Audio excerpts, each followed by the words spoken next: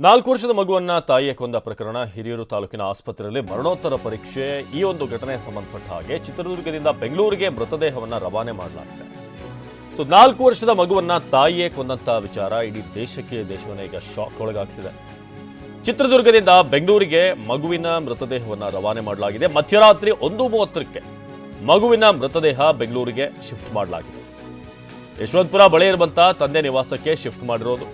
Brigade gateway residency ಅಪಾರ್ಟ್ಮೆಂಟ್ನಲ್ಲಿರುವಂತಹ ಮನೆ ಇದು.